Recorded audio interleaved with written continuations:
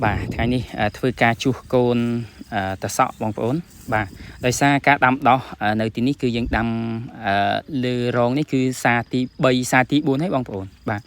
សាទី4ហើយចឹងទៅដាំដោះអីហ្នឹងគឺវាអាចប្រឈមនឹងដាច់រណ្ដៅច្រើនជាងរងថ្មីបាទច្រើនជាងរងថ្មីពួកអីពាក់ព័ន្ធទៅនឹងសំណើមដីភាពហាប់បោះដីនៅក្នុងរងក្នុងអីហ្នឹងជីជាតិអីហ្នឹងវាមានបញ្ហាច្រើនបន្តិចចឹងទៅវាដាច់រណ្ដៅរឿងច្រើនដែរហើយបងក្រុមការងារកំពុងតែនៅធ្វើការបុកដើម្បីដាំ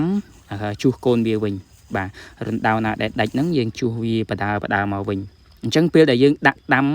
នៅទីនេះគឺយើងដាំគ្រាប់បងប្អូនបាទវគ្គនេះយើងដាំគ្រាប់បាទយើងដាំគ្រាប់ហើយក្នុងថ្ងៃជាមួយគ្នាហ្នឹងយើងបដោះមួយថាសពីរថាស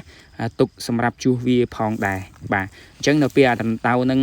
វាដោះមកឃើញរណ្ដៅណាដែលដាច់យើងយកអាកូនដែលយើងបដោះហ្នឹងយកទៅជួសវិញអញ្ចឹងទៅកូនបន្លែយើងវាដោះមកទាន់គ្នាតែម្ដងបាទ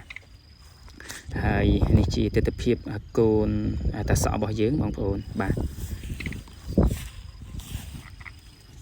ល្អច្រើនគាត់ណាដាច់រណ្ដៅមួយដែរបាទដាច់រណ្ដៅមួយដែរអញ្ចឹងទៅយើងធ្វើការជួសវាវិញទៅបាទ